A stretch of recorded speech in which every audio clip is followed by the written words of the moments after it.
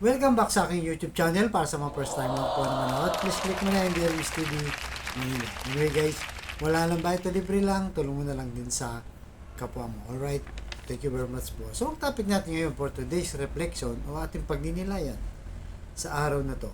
May moments ba sa buhay mo na gumuguho na ang lahat? Nagkapatong-patong na ang mga problema, di ba?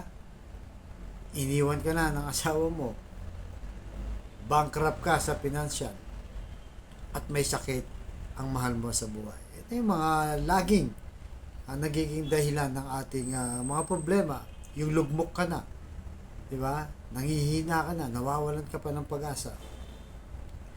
Kanino kaya pwedeng sumandal, di ba? Sapagkat pagkat dumaranas tayo nito, dito tayo nasusubok sa ating pananampalataya. Halimbawa sa may mahal mo sa buhay na may karamdaman, diba? Yung lagi natin pinagdarasal dito guys, yung healing prayer natin na stage 4 cancer na. Ibig sabihin, malala na, malubha na yung karamdaman, milagro na lang talaga ang inihintay mo na para gumaling siya na hindi naman imposible, di ba?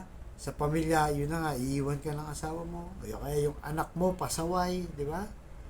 Lagi ka nalang pinapatawag sa barangay nyo o minsan sa porsyento pa dahil sa mga masasamang gawi ng yung mga anak. Yung talagang sunod-sunod na guys, na tila ba walang humpay yung bagyo na yung hangin at ulan na malalakas, inahampas na ang bahay mo. Ganun din sa problema. So, paano kaya natin yung dadalhin? Diba? Paano natin ito malalabanan para malagpasan natin ito? Kaya nga sabi sa Salmo, chapter 46, verse 1, ang Diyos ang ating kanlungan at kalakasan. Siya'y laging nakahandang sumaklolo sa oras ng kagipitan. Napakagandang mensahe guys, di ba? Napakaganda. Kasi yung iba sinasabi nila, pagka daw nagigipit, sa patalim kumakapit. Di ba? Yan ang madalas nating mapakinggan, lalo sa mga kanto-kanto, yung mga marites dyan, di ba? Dahil wala na silang choice eh. Talaga kakapit na sa patalim. Pero imbis na yun ang gawin mo, kumapit ka sa panalangin. Lalo mo pang dalasan magdasal. Lalo ka pang magsimba.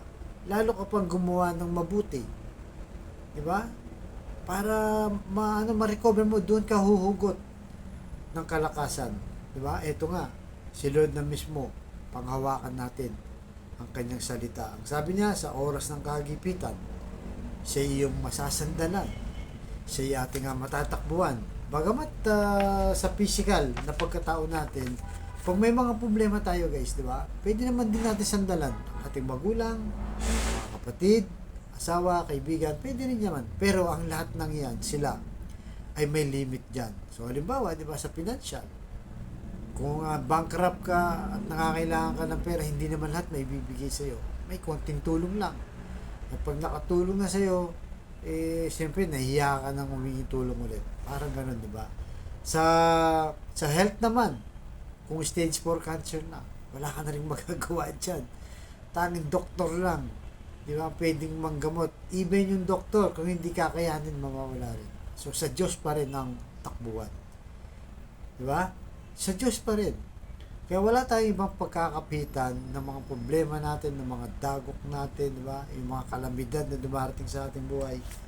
Sa Diyos tayo kumapit. Dahil siya lang ang maasahan. At sa oras ng kagipitan, nandiyan na ang kanyang presensya. Ngayon, habang nag-uusap tayo guys, di ba? Sabi sa Biblia, may 2 o 3 nakikinig ng salita ng Diyos ay nandyan sa gitna nyo ang Panginoon. Di ba? Kaya lalo na yung kumapit sa kabila ng mga matitindi nating problema. Huwag po tayong mawala ng pag-asa. Pumunta kayo sa simbahan, di ba? Magdasal. Kasi di ba sa pelikula, madalas natin yung napapanood, di ba? Na kapag may nagkaroon ng aksidente, may sakit, pinapakita na yung may sakit guys, naka-dextrose na, maraming dextrose, maraming nakalagay sa katawan. Tapos makita mo yung pamilya, di ba? Yung eksena, nandun sila sa simbahan, humihingi ng tulong at milagro. Diba? Totoo naman yun guys, totoo po yun. Nangyayari talaga yan sa totoong buhay. So wala tayo talagang ibang katakbuhan kundi ang Diyos. Di ba? Sa Kanya po tayo kumapit. Ano man ang problema, patuloy tayong magdasal, dagdagan ng panalangin, magsimba, di ba? Yun po ang tanging solusyon sa mga problema. At asahan mo, gagamit ng Panginoon ng mga instrumento, ng mga kapwa-tao natin, pwedeng sa kamag-anak mo, di ba? Magpapadala sa ng tao na may kakayahang magpahiram sa iyo o magbigay ng financial na tulong, even kahit hindi mo kakilala. Nangyayari po yan sa iba't ibang paraan. Kaya sabi ni Lord, huwag kang mag-alala. Diba? Huwag kayong matakot. Ano mang unos sa buhay, nandito ako. Mas malaki ako dyan. Diba? Mas kaya ko yan. Diba? Huwag kayong matakot. Basta importante yung may relasyon tayo sa Diyos at patuloy lang po tayong magdasal at magtiwala at manampalataya sa Diyos na lagi natin dinadasal.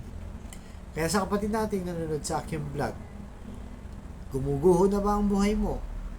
Di ba? Ang mga dago ko sa buhay, nagkapatong-patong na, nagkasunod-sunod na. Problema sa pamilya at problema rin sa financial.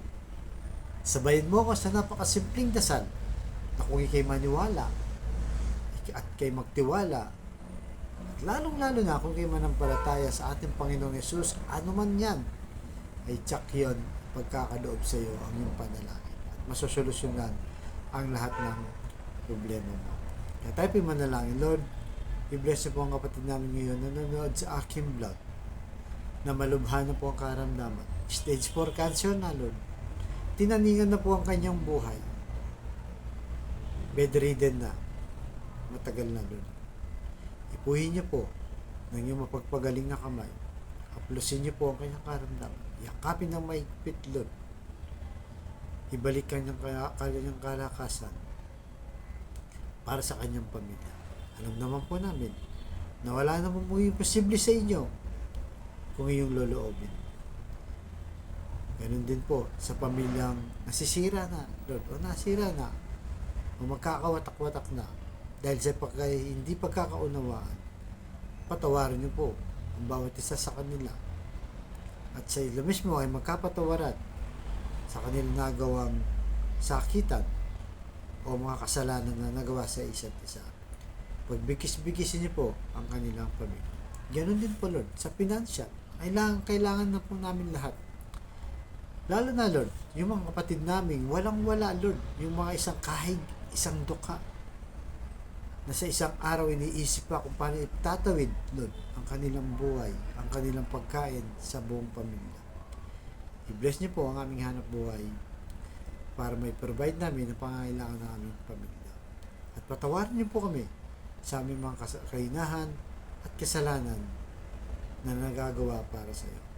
Ang lahat ng ito ay niling namin sa matamis na pangalan ng Panginoon Jesus. To God all be the glory. Sa ngalan ng Ama ng Diyos Espiritu Santo. Thank you very much po.